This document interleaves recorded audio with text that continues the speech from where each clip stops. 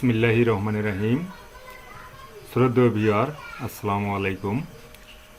আমি আজ computer hardware এবং ট্রাবল শুটিংয়ের প্রথম ক্লাস শুরু করছি। যদি আপনারা সামান্যতম লাভবান হন তবে আমার জন্য দোয়া করবেন। প্রিয় ভিউয়ার, আমি কম্পিউটার হার্ডওয়্যার এবং ট্রাবল শুটিং বলতে কি বোঝায় সেই বিষয়টি প্রথমত ব্যাখ্যা করছি। আসলে কম্পিউটার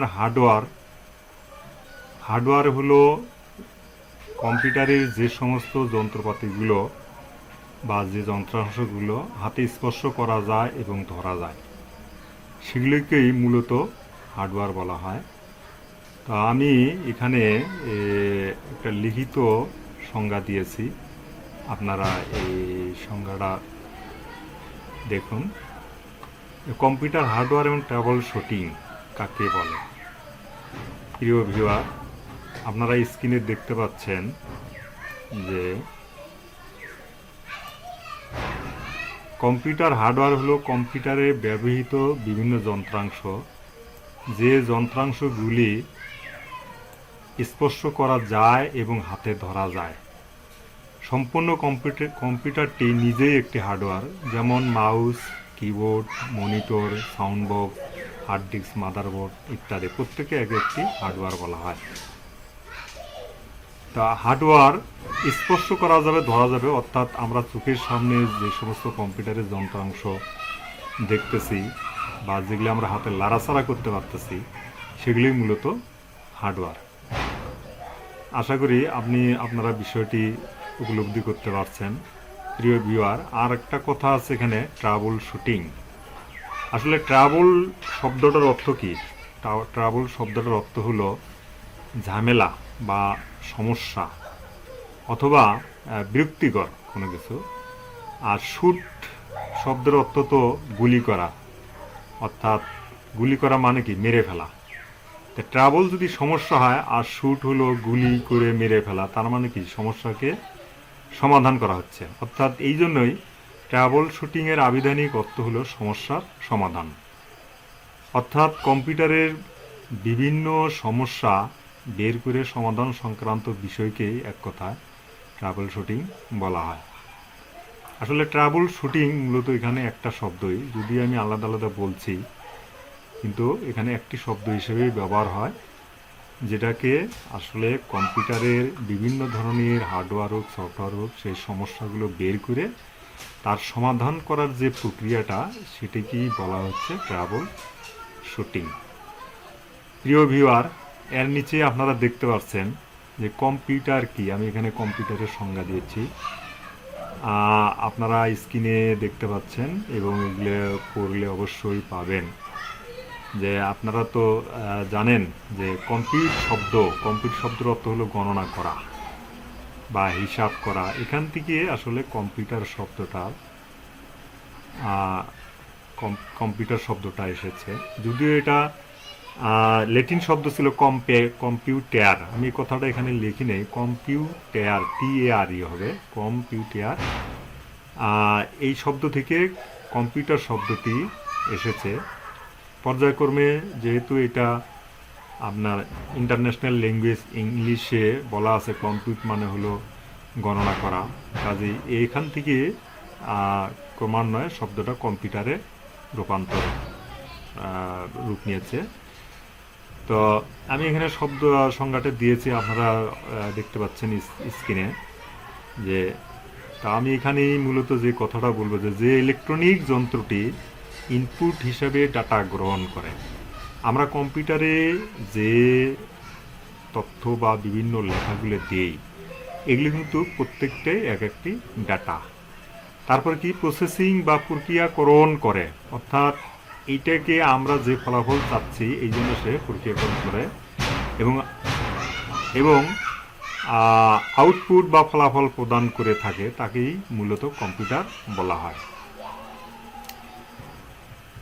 তা কম্পিউটারের অনেক উদাহরণ, অর্থাৎ কম্পিউটারের পূর্বের প্রজন্ম আছে। আপনারা যে ক্যালকুলেটর, বা নেপিয়ারের হাড়, এগুলা বিভিন্ন কিছু দেখেছেন। এগুলো মূলত কম্পিউটারের প্রজন্ম হিসেবেই দেখা যায়। অ্যাবাকাস একটা যন্ত্র আছে, এগুলো কম্পিউটারের প্রজন্ম হিসেবেই ধরা হয়। কম্পিউটারের কিন্তু জনক চার্লস বেবেজ, আপনারা জানেন। আর আধুনিক কম্পিউটারের সেই ডিজাইনটা দিয়েছে আইকেন হার্ডওয়্যার। আচ্ছা, ওনার নাম হলো জন বন নিউম্যান, সরি ভুলে গেছি আমি, জন বন নিউম্যান। উনি মূলত এই আধুনিক কম্পিউটারের আকারটা দিয়েছেন, এই জন্য আধুনিক কম্পিউটারের জনক ওনাকেই বলা হয় অনেক সময়। আর কম্পিউটার, অর্থাৎ কম্পিউটার বলতেছে আধুনিক কম্পিউটারকে বলা হচ্ছে। আধুনিক কম্পিউটার কিন্তু প্রোগ্রামের মাধ্যমে রিসার্চ এবং গবেষণামূলক কাজ করতে পারে। আগের কম্পিউটারগুলো কিন্তু রিসার্চ বা গবেষণামূলক কাজ চালানো সম্ভব হতো না, সীমিত কিছু কাজ করা যেত। সেই কম্পিউটারগুলো অনেক বড় বড় আকার, সেগুলো আমরা জানছেন যে ইউনিভাক 11,000 বা 11 এবং IBM 160, এগুলো অনেক বড় বড় কম্পিউটার ছিল, যেখানে এক একটি কম্পিউটারের ওজন ছিল প্রায় 150 মন বা 100 মনের ঊর্ধ্বে। এক ঘর জুড়ে একটি কম্পিউটার ছিল, এগুলো আপনারা জানেন। আর এখানে আমি কম্পিউটার শ্রেণী বিভাগ দিয়েছি। কম্পিউটারকে মূলত 3 ভাগে ভাগ করা হয়। একটা আছে অ্যানালগ, হাইব্রিড এবং ডিজিটাল। স্ক্রিনে আপনারা দেখতে পাচ্ছেন। ক নম্বরে আছে অ্যানালগ। এই অ্যানালগ অর্থ হলো পরিমাপ, অর্থাৎ যে কম্পিউটার পরিমাপ এবং মাপনের উপর ভিত্তি করে পরিচালিত হয় তাকে অ্যানালগ কম্পিউটার বলা হয়। অ্যানালগ কম্পিউটারের উদাহরণ যেমন গাড়ির স্পিডোমিটার, আগের গাড়িগুলোকে যে মিটার আছে, এটা হলো একটা অ্যানালগ কম্পিউটার। তারপরে আপনার বিভিন্ন আগের পুরাতন ঘড়ি আছে, ওগুলো ছিল অ্যানালগ কম্পিউটারের উদাহরণ। যেমন হাইব্রিড, তারপরে 2 নম্বর হাইব্রিড কম্পিউটার। হাইব্রিড, আপনারা হাইব্রিড সম্পর্কে শব্দটা সম্পর্কে খুবই পরিচিত, যে এখন হাইব্রিড মাছ অর্থাৎ যে বর্তমান যে সম্মিলিত প্রযুক্তি, অর্থাৎ একত্র হয়ে পুরাতন নতুন একত্র হয়ে বা উন্নত বৈশিষ্ট্য সংগ্রহ করে যে নতুন নতুন প্রযুক্তি, আসলে সেটাকে বলা হচ্ছে হাইব্রিড। এখানে অ্যানালগ এবং ডিজিটাল কম্পিউটারের সর্বোত্তম বৈশিষ্ট্য নিয়ে গঠিত কম্পিউটার হলো হাইব্রিড কম্পিউটার। আর এরপরে সাধারণত বৈজ্ঞানিক গবেষণা কার্যে হাইব্রিড কম্পিউটারের ব্যবহার করা হয়। তারপরে ডিজিটাল কম্পিউটার 3 নম্বর। এই 3 প্রকার মধ্যে তৃতীয় হলো ডিজিটাল কম্পিউটার। প্রচলিত অর্থে কম্পিউটার বলতে ডিজিটাল কম্পিউটারই বোঝানো হয়ে থাকে।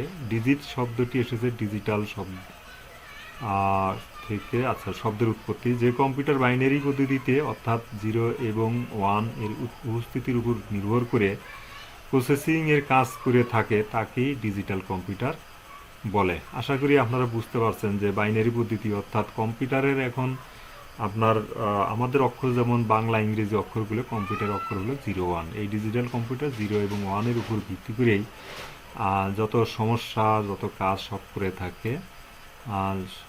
প্রিয় ভিউয়ার, এরপরে আছে আমরা যে ডিজিটাল কম্পিউটার শেষেরটা, এটাকে আবার 4 ভাগে ভাগ করা যায়। এখানে যেমন super computer, main frame computer, mini computer এবং মাইক্রো কম্পিউটার। আবার মাইক্রো কম্পিউটারকে 3 ভাগে ভাগ করা হয়েছে: super micro computer, desktop computer এবং ল্যাপটপ কম্পিউটার। আবার ল্যাপটপ কম্পিউটার বা কে 2 ভাগে ভাগ করা হয়েছে। আমরা দেখতে পাচ্ছি পিডিএ কম্পিউটার। পিডিএ হতো personal digital assistance. PDA notebook তো বুঝিনি, খুব ছোট বইয়ের আকারে, বইয়ের আকারে কম্পিউটার, এই জন্য এটা নোটবুক কম্পিউটার বলা হয়েছে। প্রিয় ভিউয়ার, এছাড়া কম্পিউটারের প্রকারভেদের একটি ছক আমি দিয়েছি আপনাদেরকে, দেখি আমি ছকটা দেখাইতে পারি কি না। শ্রদ্ধেয় ভিউয়ার, এখানে একটা ছক, আচ্ছা দেখি। আচ্ছা, আপনারা দেখতে পাচ্ছেন, শ্রদ্ধেয় ভিউয়ার, আমি এখানে একটু বড় করে দিচ্ছি, আপনারা দেখুন ছকটা। আচ্ছা, এই হলো কম্পিউটার, অ্যানালগ, ডিজিটাল এবং হাইব্রিড। ডিজিটাল কম্পিউটারকে 4 ভাগে ভাগ করা হয়েছে: super, main frame, micro, mini. এবং মাইক্রো কম্পিউটারকে আবার 3 ভাগে: সুপার মাইক্রো, ল্যাপটপ, ডেস্কটপ। তারপরে ল্যাপটপকে 2 ভাগে ভাগ করা হয়েছে: পিডিএ এবং নোটবুক। শ্রদ্ধেয় ভিউয়ার, আমি নিচে আবার এই সুপার কম্পিউটারের দু একটি উদাহরণ দিয়েছে, যেমন Cray-1 সাইবার 205, তারপরে মেইন ফ্রেম কম্পিউটার ইউনিভাক 1100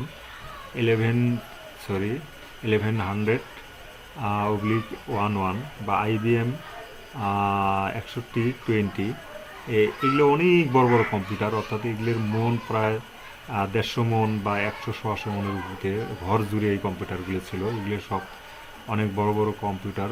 তারপর আজকে যে ছোট কম্পিউটারগুলো যে শক্তিতে কাজ করে, এগুলো কম্পিউটার কিন্তু অত শক্তিতে কাজ করতে পারতো না।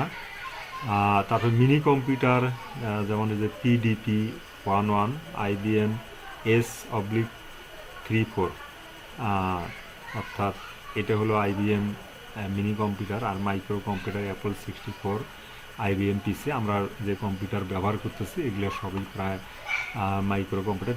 ডেস্কটপ যে কম্পিউটারগুলো ব্যবহার করি এগুলো মাইক্রো কম্পিউটার। এই সবটা আপনারা নিজেরা হাতে সুন্দর করে রাখতে পারেন আশা করি। প্রিয় ভিউয়ার, ওকে, আমি এখন আবার চলে যাচ্ছি আমার মূল যে স্ক্রিনে। এখানে আরও কিছু আলোচনা আছে, আমাদেরকে আমি দেখে দিচ্ছি।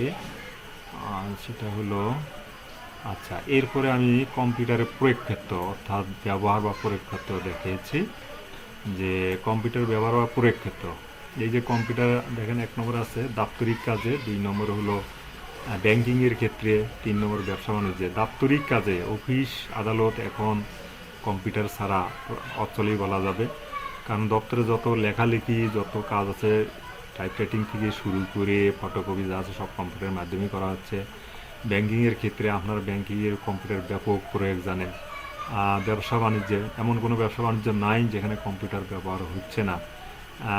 এখন গৃহেও আপনারা নিজের বাড়ির বিভিন্ন হিসাব নিকাশের জন্য আপনারা কম্পিউটারে তথ্য রাখার জন্য কম্পিউটার ব্যবহার করেন।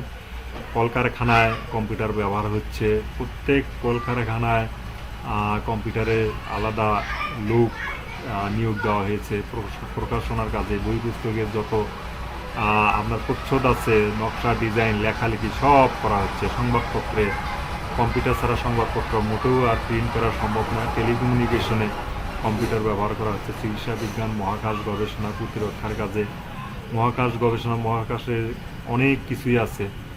নক্ষত্র, আকাশ, তারকা রাজি এবং যে সমস্ত বা ধূমকেতু অথবা আপনার যেটাকে আরও অনেক গবেষণার বিষয় আছে মহাকাশে। প্রতিরক্ষার কাজে আর্মি, পুলিশ থেকে শুরু করে যে ভারী ভারী মরণাস্ত্র ইত্যাদি সব ক্ষেত্রে কম্পিউটার ব্যবহার করা হচ্ছে। বিমান চলাচল নিয়ন্ত্রণ কাজে আপনারা জানেন যে বিমান চলাচলের ক্ষেত্রে নিয়ন্ত্রণ কাজে কিন্তু কম্পিউটার মারাত্মকভাবে কাজ করে। পাইলট শুধুমাত্র বসে সে নীরব দর্শক হিসাবে, কম্পিউটারের মাধ্যমে সব কিছু চলে, সে নীরব দর্শক হিসাবে অনেকটাই কাজ করে।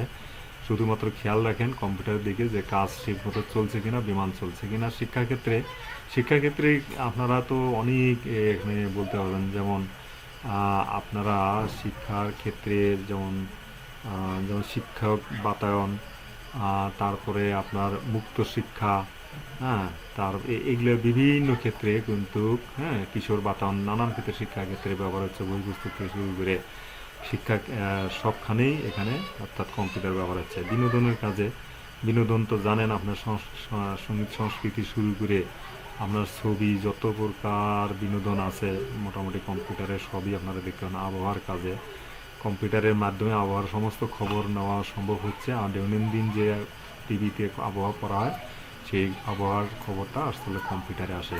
শ্রদ্ধেয় ভিউয়ার, এরপরে দেখতে পাচ্ছেন আরেকটি শব্দ হলো কম্পিউটার প্রজন্ম বা জেনারেশন। আমি এখানে মোটামুটি একটু ছোট করে আলোচনা করে দিয়েছি যে জেনারেশন কালের বিবর্তনে যে নতুন নতুন আবিষ্কার, তাহাই প্রজন্ম বা জেনারেশন। কম্পিউটারের ক্ষেত্রে প্রজন্ম বলতে প্রযুক্তিগত বিবর্তনকেই বোঝানো হয়েছে। আপনারা আসলে নতুন প্রজন্ম বা নতুন কোনো কিছু যখন জন্ম হয় সেটিকে আপনারা নতুন প্রজন্ম অনুসারে বলে থাকেন। যুগে যুগে বা কালান্তরে প্রত্যেকটা আবিষ্কারকে মূলত প্রজন্ম বলে। এই কথাগুলি আমি এখানে ব্যাখ্যা করেছি। কাজেই কালান্তরে যে নতুন নতুন কম্পিউটার আবিষ্কার হয়ে থাকে তাকেই কম্পিউটার প্রজন্ম বলা হয়। এ পর্যন্ত কম্পিউটারের 5টি প্রজন্ম আমরা পেয়েছি। যেমন প্রথম প্রজন্ম, প্রথম প্রজন্মের কম্পিউটার যদিও এখানে আমি উদাহরণ দেই নাই, কিন্তু আপনাদেরকে আমি এই কম্পিউটারের এই প্রজন্ম সহ আরও দুই একটি বিষয় আছে, যেমন কম্পিউটারের এককের হিসাব, মেমোরির হিসাব। পরবর্তী আরেকটি ক্লাস আমি দিচ্ছি শ্রদ্ধেয় ভিউয়ার, আপনারা আশা করি সে ক্লাসটাও দেখবেন এবং এগুলো একটু ভালোভাবে শিখবেন। সবাইকে শুভেচ্ছা এবং ধন্যবাদ জানিয়ে আজকের ক্লাস এখানেই শেষ করছি এবং সবাইকে শুভেচ্ছা।